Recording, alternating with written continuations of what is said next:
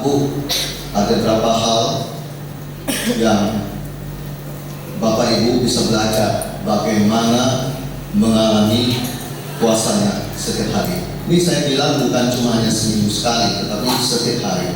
Saya belajar dari hidup saya bagaimana saya bergaul dengan Roh Kudus, dan bukan cuma hanya membanggakan sesuatu yang tidak ada, tetapi saya benar-benar mengalaminya. Makanya kita orang Kristen paling penting kita ini bukan hanya cuma mengalami Tuhan, tapi benar-benar dari sisi yang lain Anda juga mengalami kuasanya. Karena Tuhan itu tidak bisa dipisahkan dari kuasanya. Ada amin? Ya, Anda pasti bilang amin. Ya, saya bilang Tuhan itu tidak bisa dipisahkan dari kuasanya, karena Tuhan itu sok yang berkuasa. Kalau Anda mengalami Dia, pasti Anda mengalami kuasanya. Oke. Hal yang pertama saya catat di sini, bagaimana Anda mengalami kuasanya setiap hari, yaitu dengan mencari wajahnya setiap pagi. Saya nggak bilang setiap hari, Pak Bu. Saya bilang setiap hari. Setiap pagi.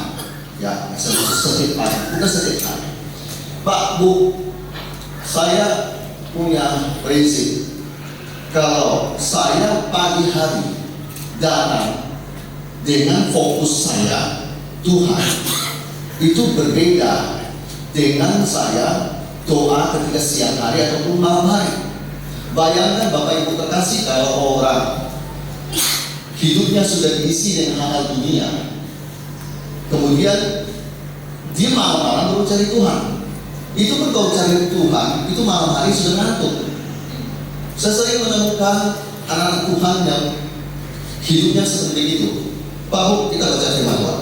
Mazmur pasal 5 ayat 4. Mazmur pasal 5 ayat 4. Tuhan, pada waktu pagi Engkau mendengar suaraku. Pada waktu pagi aku mengatur persembahan bagimu, dan aku menunggu-nunggu.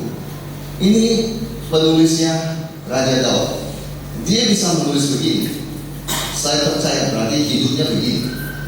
Saya memulai hidup saya setiap pagi bukan dengan kesibukan ministry yang saya punya, bukan dengan rutinitas kegiatan rohani saya. Buat saya itu nomor sekian. Pertama kali kami bangun, kami selalu mau mencari Tuhan, karena kami tahu kalau kami mencari Tuhan, kami ibarat baterai dicas. Ayolah Bapak Ibu, kita jujur-jujur saja bahwa kita manusia ini lemah. Setiap hari kita butuh dicas oleh Tuhan. Amin. Dicas, diberikan kekuatan. Amin. Belum lagi Anda hadapi rutinitas yang melelahkan, stres, tekanan. Oh, saya mau bilang Anda butuh Tuhan. Makanya pagi hari fokus kami suami istri adalah jangan pegang HP, jangan pegang ibadahnya. Fokus kami pagi, kami mencari Tuhan dan mencarinya dengan sungguh-sungguh, bukan rutinitas. Pastikan kalau Anda datang ibadah, Anda nyanyi, hati Anda dipenuhi dengan kasih Tuhan. Kalau Anda datang cuma sekedar nyanyi dan terus pulang, sayang. Pastikan kalau Anda ibadah datang sama Tuhan, hidup Anda ini dijamah oleh Tuhan. Sehingga kalau Anda nyanyi, Anda dengar firman Tuhan, Anda bisa menangis. Maksudnya nggak enak Pak. Itu dijamah oleh Roh Kudus. Pak, Bu, apa fokusmu setiap hari? Hal dunia? Kesibukan dunia? Atau fokusmu masuki hadiratnya? Kunci keberhasilan anak-anak Tuhan setiap pagi memasuki hadiratnya. Ada seperti amin. Pak, Bu, saya buktikan bahwa ini firman benar-benar efektif bagi kami. Setiap pagi kami cari Tuhan yang sungguh-sungguh. Setiap pagi kami memulai hidup kami dengan sungguh-sungguh berdoa cari Tuhan. Lanjut nomor 2. Begini, buka kita mana? Yesaya. Yesaya pasal 30 ayatnya yang ke-21. Yesaya pasal 30 ayatnya yang ke-21. Dan telingamu akan mendengar perkataan ini dari belakangmu. Inilah jalan, berjalanlah mengikutinya, entah kamu menganan atau mengirim. Hal yang kedua, tadi yang pertama mencari wajahnya setiap pagi. Hal yang kedua adalah ini, meminta suaranya dan mendengarnya. Kegagalan anak-anak Tuhan adalah dari tahun ke tahun tidak bisa mendengar suara Tuhan. Itu problem. Saya mau bilang itu problem. Doa yang benar adalah kamu berbicara, Tuhan mendengar. Tuhan berbicara, kamu mendengar. Ada. Itu yang saya tulis di buku saya. Kok saya bisa berkata begitu, Pak Bu?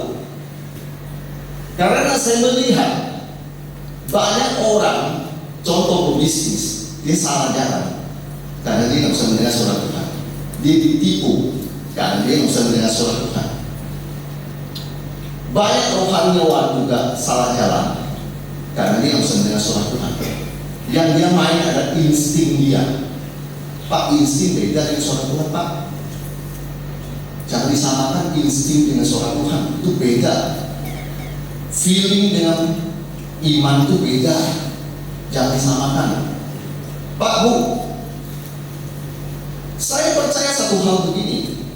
Kalau Tuhan Allah menciptakan mulut dan telinga, mulut untuk berbicara, telinga untuk mendengar, pastinya Tuhan Allah dia bisa berbicara dan dia bisa mendengar suaranya.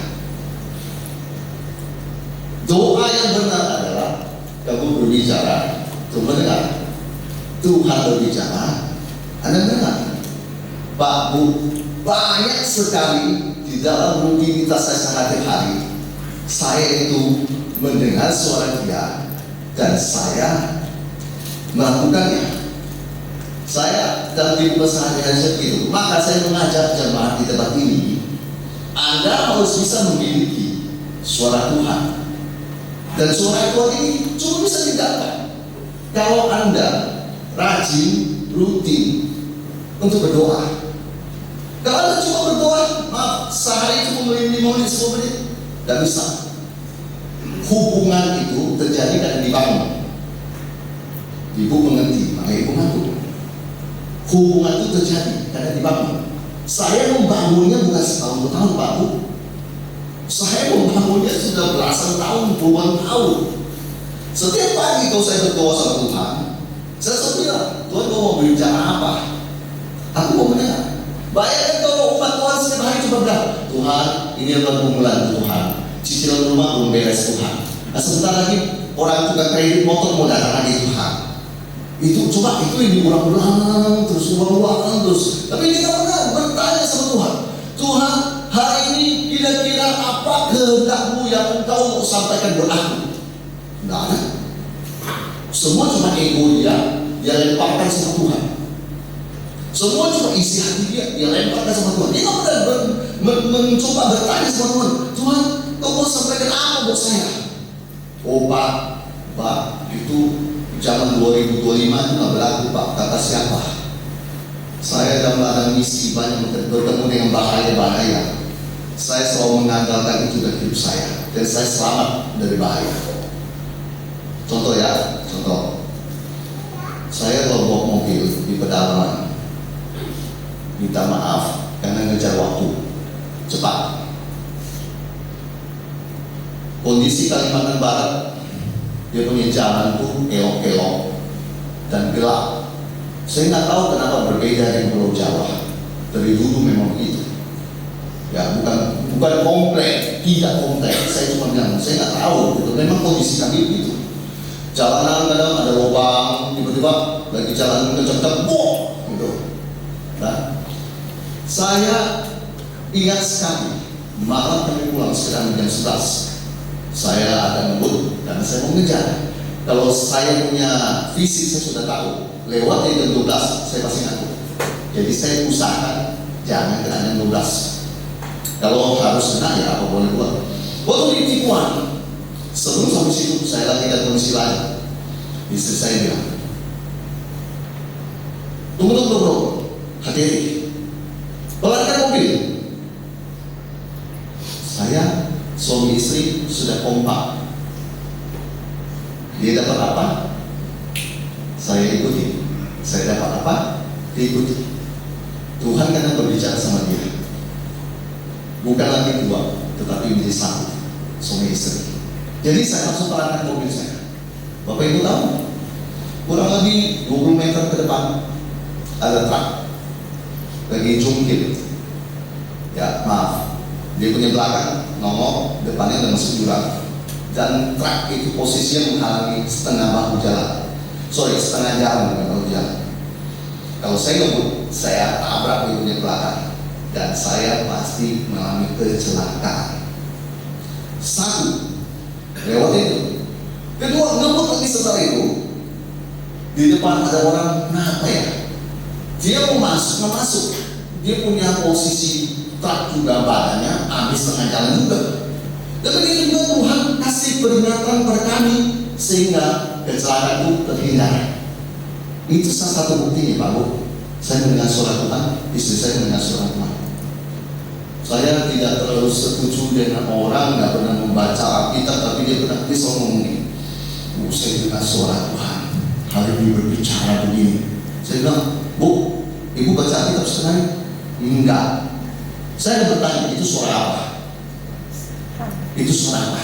Dia bilang, ya maaf kalau saya kasar, itu suara apa? Itu suara Tuhan. Saya suami istri selalu dalam kondisi mencintai firman Tuhan. Dan saya berpikir itu suara bukan sangat membantu ya. Itu menyelamatkan hidup saya. Bayangkan kalau benar-benar dari kecepatan 80, saya mau ngerem dalam jarak 5 meter, kayaknya nggak dapat. Soalnya gelap kondisinya, bukan terang. Jadi tiba-tiba lampu kami pas lihat, ada mobil. Karena sudah diperingatkan, saya kurangi kecepatan cuma sekitar 50, jadi saya ngerem pasti dapat. Saya sangat bersyukur kepada Tuhan Yesus yang memberikan suaranya dan mengizinkan saya untuk mendengarnya. Hal yang ketiga, Amsal pasalnya ke-29 ayatnya ke-25. Amsal pasal 29 ayatnya ke-25. Hal yang ketiga, bagaimana Anda mengalami puasa setiap hari adalah ketaatan total. Takut kepada orang mendatangkan jerak, tapi siapa percaya pada Tuhan dilindungi. Ketika Anda sudah meminta suaranya, Anda bisa mendengarnya. Tantangan berikutnya adalah apakah Anda bisa taat atau tidak. Seringkali saya melihat kondisi kita diperhadapkan dengan sebuah tantangan yang menyangkut takut sama orang tersinggung kalau saya taat sama Tuhan. Pak, Bu, sebenarnya yang harus Anda takutkan adalah Tuhan yang Maha Kuasa atau manusia yang fana. Manusia mungkin ketika Anda melakukan firman Tuhan, dia marah besar sama Anda ditindas, Anda di mana? Tapi itu cuma hanya berlaku sesaat saja di bumi ini. Tetapi saya mau bilang, takut akan Tuhan itu rewardnya ada di surga. Saya percaya. Pak, Bu, orang ketika bisa mendengar suara Tuhan, persoalannya adalah dia ragu. Sebagainya lagi, takut, tidak berani melakukan. Pak, Bu, saya belajar dalam hidup saya bahwa kalau Anda mau mengalami puasanya setiap hari, Anda nggak bisa lepas dari ketaatan total sama Tuhan. Kalau Tuhan perintahkan Anda apa, itu semua jalurnya, rutenya tolong diikuti. Saya ulangi, jalurnya, rutenya tolong diikuti. Kalau Anda mau mengalami keberhasilan, Anda harus taat sama Tuhan. Misalnya Anda bilang, Tuhan berkata ke saya, lalu dalam kondisimu yang sangat terbatas, Tuhan menampakkan Anda wajah seseorang hamba Tuhan. Misalnya contoh saya punya uang sudah terbatas. Tiba-tiba suatu hari Tuhan menampakkan saya seorang hamba Tuhan di NTT di Kupang. Kalau Tuhan sudah kasih nampak wajah itu, saya nggak akan bertanya, karena saya punya relationship dengan Tuhan. Saya sudah tahu. Saya sudah tahu maunya Bapak saya itu apa. Pernah juga saya lagi beresin komputer, saya lagi bersih-bersih komputer saya. Tiba-tiba Tuhan tampakkan saya wajah seorang ibu gembala yang masih muda di Kalteng. Lokasinya di Barito Timur. Dia ada di pedalaman. Saya nggak akan bertanya kepada Tuhan, Tuhan kenapa wajah dia yang nampak? Saya sudah kenal Bapak saya. Sekali lagi saya bilang, saya sudah kenal Bapak saya. Karena hubungan, maaf. Kalau Bapak Ibu heran, kok bisa gitu? Hubungan, maaf. Hubungan itu susah dijelaskan. Kalau kamu mengalami, kamu akan ngerti apa itu hubungan. Jadi saya nggak akan berlama-lama dan saya akan segera telepon dia. Saya tanya kondisi dia, dan ternyata kondisi dia tepat, tidak ada uang. Saya nggak akan berlama-lama, kemudian saya akan kirim uang buat dia. Dan jumlah uangnya pun saya tanya sama Bapak misalnya bilang 300, 500, dan sekian. Itu Bapak sudah konfirmasi ke saya, dan itu angka yang saya kirim. Dan Bapak Ibu tahu nggak, kalau mau ditimbang-timbang dari perasaan saya, ya kasih 500, duit tinggal 200, gimana mau lewati? Masih banyak kita di Jakarta, hidup restonya. Saya mencoba, kalau saya taat, saya benar-benar tunduk sama Tuhan. Dari dulu hidup saya begitu. Makanya Bapak Ibu lihat, saya dalam kegiatan misi saya nggak pernah saya kekurangan. Kalau ada teman bertanya, kamu punya tiket ke Papua belasan juta, ya saya bilang, kamu nggak percaya, kamu cek aja di Traveloka, kamu nggak percaya cek sendiri. Itu memang ada yang harga yang murah. Kalau cuma terbatas di satu tempat, ya mungkin sedikit. Kalau kamu terbang ke satu, banyak. Tapi saya bilang ke satu hal, ketika kamu taat, ketika kita taat total kepada Tuhan, Tuhan pasti berkati kita. Jangan heran, angka yang saya taruh dan saya tahu bisa 300, pasti selalu Tuhan tambahkan 1 nol di belakangnya.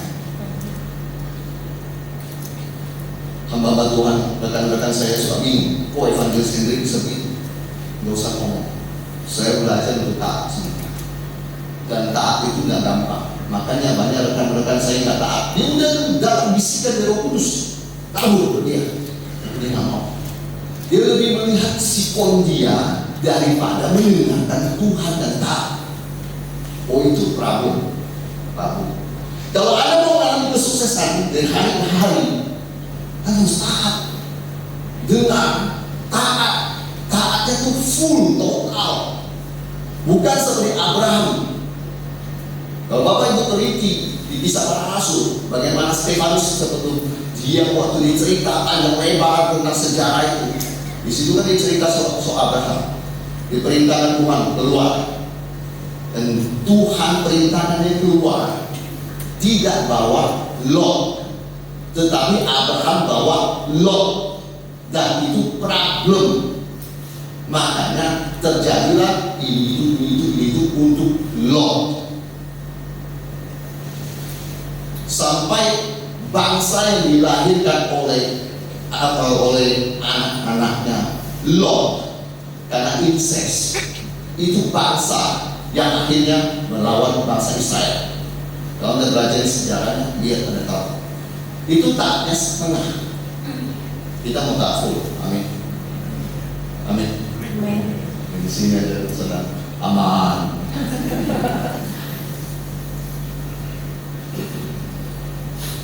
Saya pikir taat setengah gak ada guna. Taat full itu yang mau. Kamu mau diberkati, taat full. Jangan setengah-setengah. Pelayanan setengah-setengah. Tak bagus. Pelayanan full, tak full. Tuhan perintahkan apa?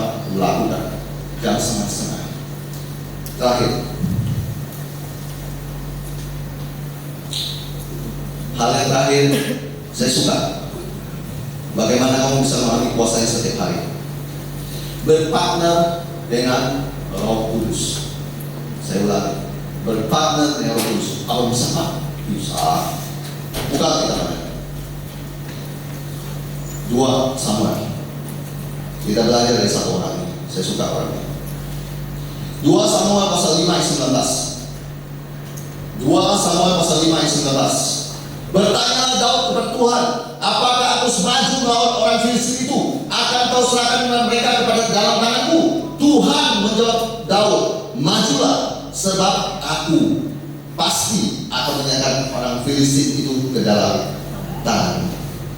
Saya suka orang ini. Ini orang kalau zaman now di tahun 2025, kalau dia di dunia bisnis, dia pasti duduk di mejanya dengan sejumlah proposal dan dengan sejumlah penawaran, dengan sejumlah apapun, dia akan duduk di mejanya, dia akan bertanya sama Tuhan, Tuhan, maju atau mundur? Ini orang kalau ada di zaman now 2025, Bapak Ibu percaya nggak? Kurang lebih 9 tahun yang lalu sebelum saya jadi full time begini, saya seorang bekerja dan saya selalu begini sama Tuhan. Sejumlah penawaran saya taruh di meja, tidak akan luput satu dari doa dan bertanya sama Tuhan. Itu semua saya tumbangkan. Sebelum itu dokumen-dokumen masuk ke tender atau apapun selalu kita doakan. Selalu kita bilang, Tuhan, ini maju atau mundur. Saya mau bilang, Pak Bu, saya memang memilih jadi begini. Kalau hari ini saya akan memilih jadi begini juga bisa. Tapi saya memilih hari ini hidup saya begini. Saya pernah datangin perusahaan sawit. Saya akan sebut perusahaannya, pokoknya ada di Kalimantan Barat, itu perusahaan negara. Saya bilang sama rekan-rekan saya, masuk begitu, nggak perlu kamu bawa uang atau apa aslinya. Saya masuk dengan tuntutan Tuhan dan iman. Saya buktikan. Dia bilang, kamu bisa angkut ini CPO dan sebagainya. Bisa. Berapa kamu punya kapasitas berapa tahun? Saya bilang, bisa begini dan singkat cerita sudah mau jadi. Itu semua tinggal dieksekusi saja. Itu di tangan saya. Kemudian rekan-rekan saya bertanya sama saya, itu semua hamba Tuhan. Maksudnya pebisnis tapi dia hamba Tuhan. Lalu ditanya, gimana? Mau dijalankan atau tidak? Saya diamkan diri dan saya berdoa. Akhirnya saya bilang, tidak, semua itu harus disobek, kami langsung pergi. Pak Bu, butuh satu hal. Kalau Anda mau sukses, berpartner dengan Roh Kudus. Raja Daud membuktikan dia bisa di zaman yang bukan. Zaman tahun 2025, saya membuktikan saya bisa. Dan saya yakin jemaat Britani Nusantara di Tarakan ibadah jam 8 pagi juga pasti bisa. Yang amin berarti dia percaya dia bisa.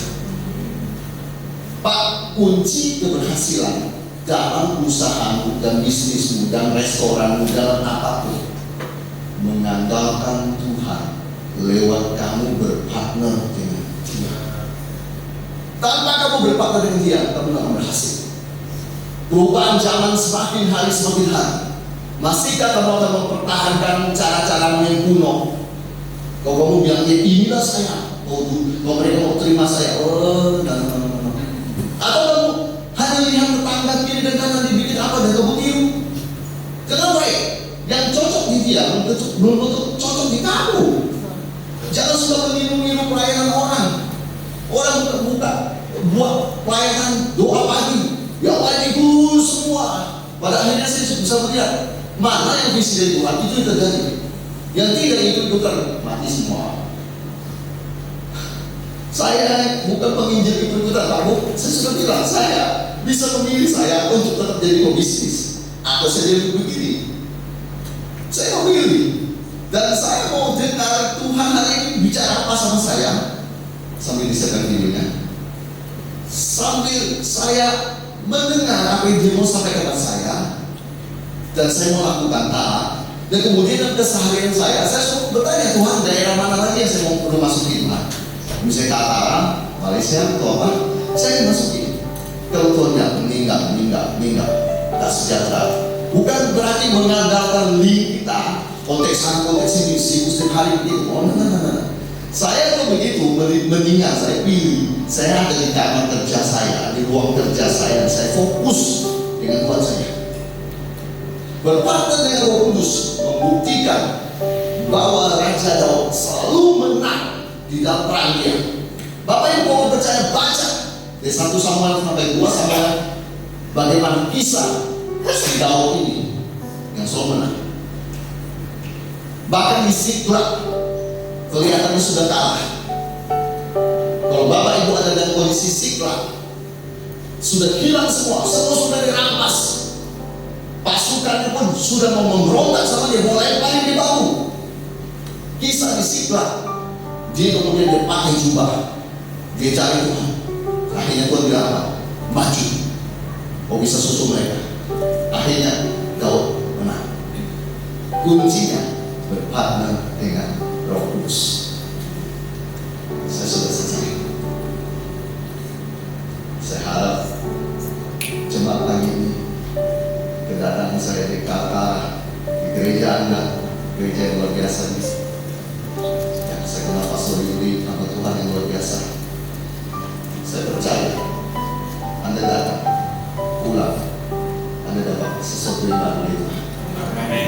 Bagaimana tidak mengalami kuasa Tuhan cuma seminggu sekali, 2 minggu sekali, sebulan sekali, no. Tetapi setiap hari, mulai dengan doa pagi. Setiap pagi cari Tuhan, mulai terima suara Tuhan. Gak ada suara Tuhan, minta Tuhan, aku mau dengar suaramu. Mau bicara apa engkau hari ini? Tentunya orang itu pasti membaca Alkitab setiap hari. Yang berikutnya, taat total. Berikutnya lagi, berpartnership dengan Roh Kudus.